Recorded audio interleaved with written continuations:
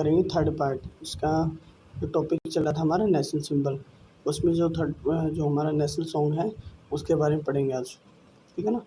तो देखिए, जो वंदे मातरम है वो national song of India was written by Bankim Chandra Chatterjee in Sanskrit language. Bharat का जो राष्ट्रीय गीत वंदे मातरम है वो संस्कृत भाषा में बंकिम चंद्र चटर्जी द्वारा लिखा गया था। सेकंड पॉइंट क्या है? It was the source of inspiration for the people of the country during their fight for independence. यह आज़ादी की लड़ाई के दौरान देश के लोगों के लिए प्रेरणा का स्रोत था। The national song of India was taken from Bankim Chandra Chatterjee most non novel Anand that was published in 1882 based on the Sannyasi revolt of the late 18th century। Bharat का जो राष्ट्रीय गीत है वो बंकिम चंद्र चटर्जी के सबसे प्रसिद्ध उपन्यास आनंद मठ से लिया गया है, जो 1882 में प्रकाशित हुआ था, जो 18वीं सदी के उत्तरार्ध के सन्यासी पर विद्रोह पर आधारित था। अब हम बात करते हैं फोर्थ पॉइंट, श्री अरबिंदो घोष जो completed the first English translation of the poem Vande Mataram that was published on 20 नवंबर 1909। श्री अरबिंदो घोष ने वंदे मातरम कविता का पहला जो अंग्रेजी अनुवाद पूरा किया था वो 26 नवंबर 1909 को प्रकाशित हुआ था। फिफ्थ पॉइंट क्या है? जो national song was the first song publicly at the Indian National Congress session in 1896 by Rabindranath Tagore. जो राष्ट्रीय गीत पहली बार सार्वजनिक रूप से 1896 में रविंद्रनाथ टैगोर द्वारा भारतीय राष्ट्रीय कांग्रेस सत्र में गाया गया था। मोस्ट इम्पोर्टेंट पॉइंट है, एग्जाम में अक्सर पूछा जाता है। सिक्स पॉइंट क्या है? Freedom fighter Lala Lajpat Rai published a newspaper called Vande Mataram from Lahore in Urdu language. स्वतंत्रता सेनानी जो लाला लाजपत राय ने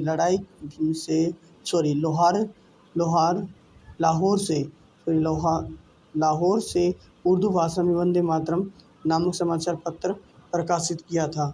सेवंथ पॉइंट क्या है? Vande Mataram was recited in Hiralal Sen's political film in 1905 that was the first political film of India। 1905 Hiralal Sen की राजनीतिक फिल्म में वंदे मातरम का उच्चारण किया गया था, जो भारत की पहली राजनीतिक फिल्म थी। It was declared as a national song in year 1937 through a resolution passed by all the members of Indian National Congress of INC। वर्ष 1937 में भारतीय राष्ट्रीय कांग्रेस INC के सभी सदस्यों द्वारा पारित एक प्रस्ताव के माध्यम से इसे राष्ट्रीय गीत घोषित किया गया। अब हम बात करते हैं नेशनल रिवर के बारे में। नेशनल रिवर क्या हमारी गंगा है। It was declared as national river of India by prime minister Manmohan Singh in 2008 in achieved the object of Ganga action plan. Ganga जो कार्य है उसका उद्देश्य को प्राप्त करने के लिए 2008 में प्रधानमंत्री मनमोहन सिंह द्वारा इसे भारत की राष्ट्रीय नदी घोषित किया गया। सेकंड पॉइंट क्या है? Ganga is the longest river of India that rises from Gangotri glacier and drains into bay of Bengal. Yamuna its main tributary. Ganga Bharat की सबसे लंबी नदी है जो गंगोत्री ग्लेशियर से निकलती है और बंगाल की खाड़ी में गिर जाती है। यमुना इसकी प्रमुख सहायक नदी है। अब हम बात करते हैं नेशनल हेरिटेज एनिमल की।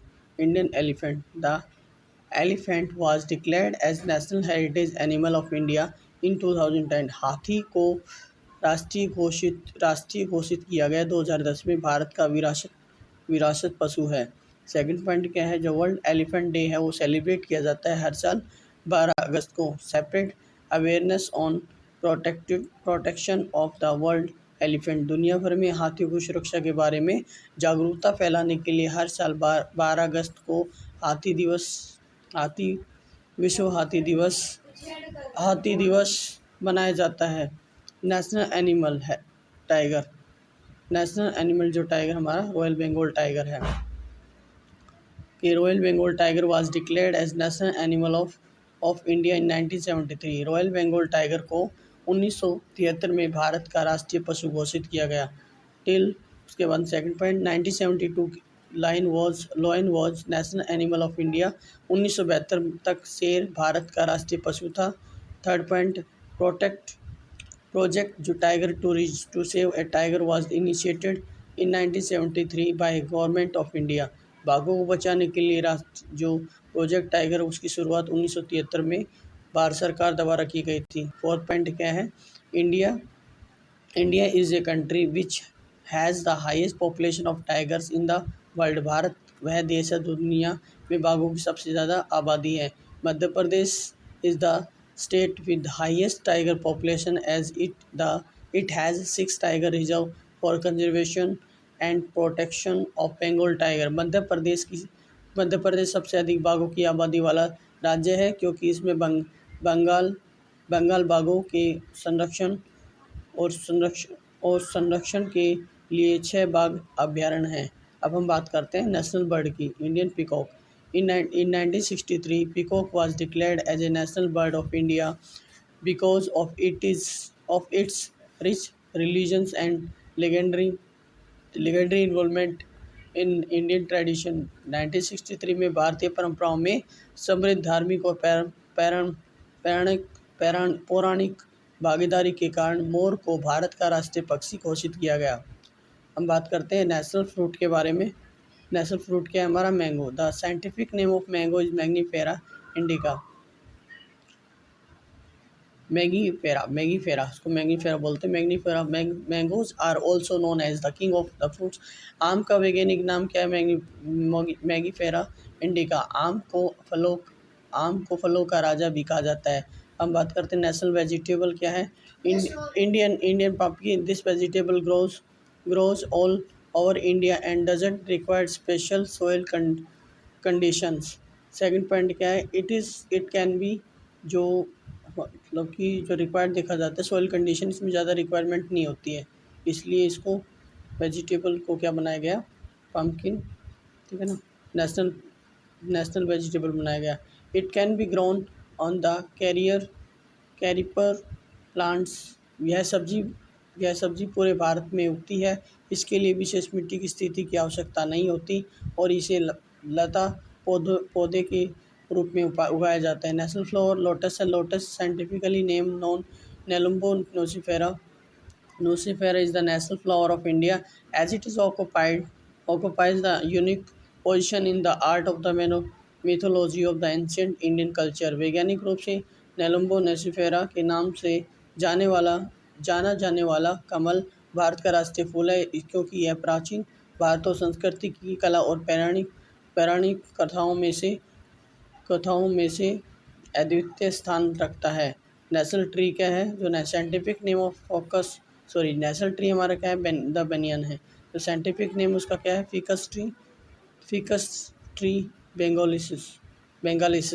पेड़ का वैज्ञानिक नाम फाइकस ट्री बेंगालिसिस है। नेशनल एक्वेटिक एनिमल क्या है? गंगा रिवर ऑफ डॉल्फिन है।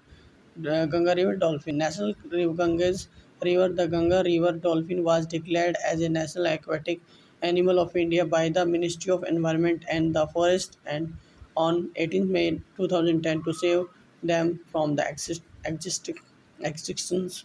राष्ट्रीय गंगा नदी है डॉल्फिन को विलुप्त होने के बचाने के लिए पर्यावरण और वन मंत्रालय द्वारा 18 मई 2010 को भारत का राष्ट्रीय जलीय पशु घोषित किया गया। सेकंड पॉइंट क्या है? जो गंगेटिक डॉल्फिन है वो are found in river of Ganga, Brahmaputra, मेघना एंड करमपुली और Sangu in India, Nepal and Bangladesh. जो गंगे डॉल्फिन भारत, नेपाल और बांग्लादेश में गंगा, ब्रह्मपुत्र, मेघना और कर्णफुली सांगू नदियों में पाई जाती है। तो आज हमारा जो टॉपिक है वो कंप्लीट हो गया है, ठीक है। अब हम नेक्स्ट टॉपिक करेंगे उसके बाद। तो thank you, have a nice day. Like and share, subscribe my channel.